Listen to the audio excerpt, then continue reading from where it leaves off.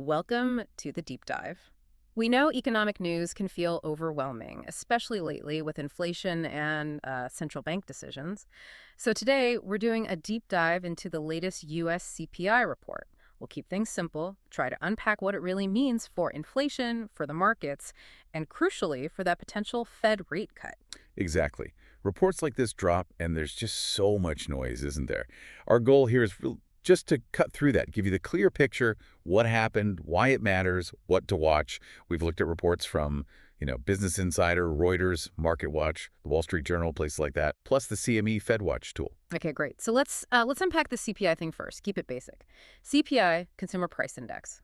Think of it like a shopping basket, right? It Okay. tracks how the prices of everyday stuff, goods, and services are changing over time. Yeah, everything from like groceries and gas to rent and doctor visits. It's a big measure of inflation, Yeah. basically how much your dollar stretches. And there are two main numbers everyone talks about from the report, headline CPI and core CPI. Right. Headline is the big number, includes everything. Food, energy, the whole lot.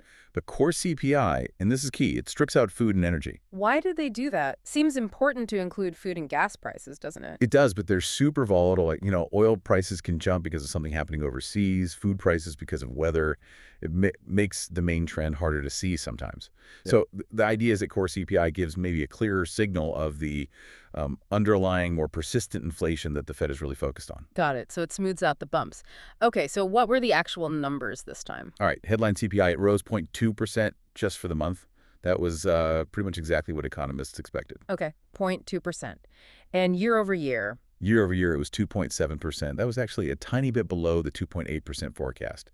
So on the surface, that sounds okay, right?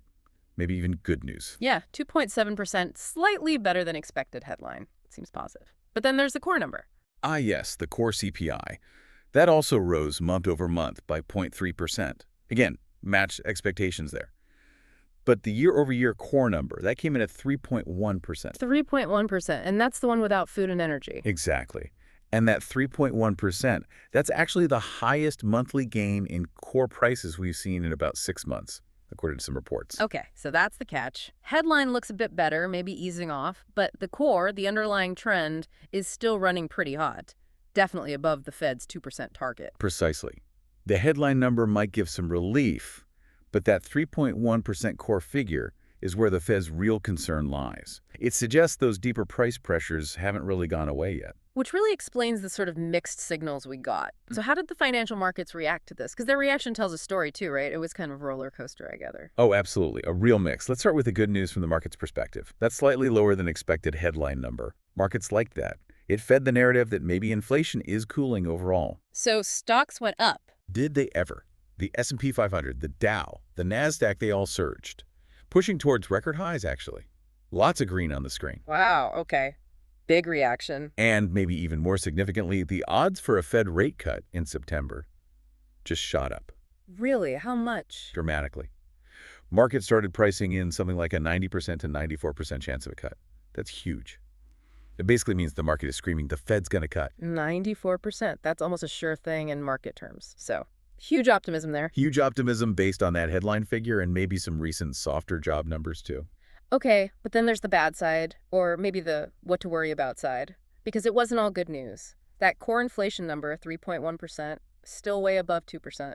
That has to be a concern, right? It's the main concern. It's persistent, it's sticky, and specifically, we're still seeing prices rise quite a bit in services. Services like what?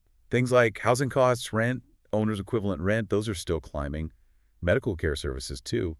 Even airfares ticked up. And those are harder types of inflation to bring down, aren't they? Not like, say, the price of a used car coming down. Exactly right.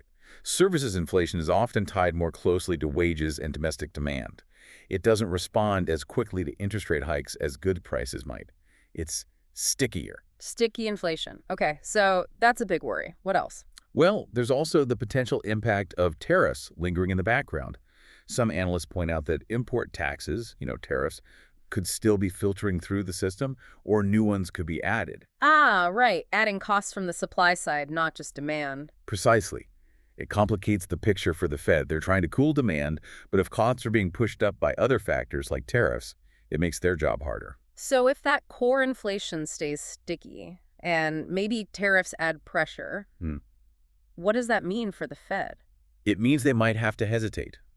A really critical point is, if these core inflation trends don't show clear signs of moderating soon, the Fed could easily push back against the market's expectation for cuts, even if the headline number looks okay month to month. And they have jobs to worry about too, right? The dual mandate. Absolutely. They need to balance inflation with the labor market. If we suddenly got a really strong jobs report showing the economy is still running very hot, that could also make them pause on rate cuts.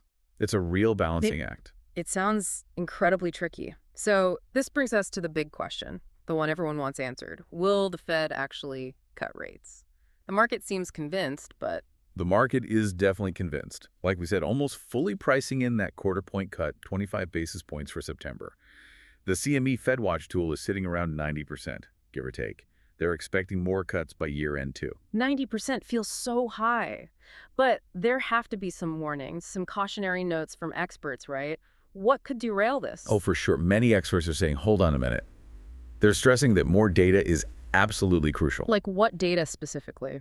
Eyes are peeled for the next jobs report, the one for July, and then very critically, the August CPI report. That'll come out just before the Fed's September meeting. So one more round of inflation data before they decide. Exactly. And if that August core CPI is still stubbornly high, still trending well above 2%, that could absolutely delay any easing, no matter what the market is pricing in right now. So the Fed needs to see a consistent trend, not just one slightly better headline number. That's the bottom line. They need to be confident inflation is truly sustainably heading back to 2%. They can't just react to 1 month's data, especially when the underlying core figures are still a bit worrying. Okay, this has been helpful in seeing the different pieces. Let's try to simplify this even further. For you listening, what are the absolute key takeaways? Let's boil it down. Headline CPI. Came in a bit better than expected. Markets like that. Supportive, you could say. Yep, core CPI still elevated at 3.1% year over year. That remains the key concern for the Fed. Market reaction. Stocks surged. Big optimism, especially about rate cuts. Fed cut odds. Markets are pricing in a very high chance, like 94%, for a cut in September. They expect the Fed to ease policy. But risk factors. Keep an eye on that sticky services inflation and maybe tariffs too. Those could complicate things for the Fed hitting their target. Absolutely. So the final thought might be something like this. This July CPI report.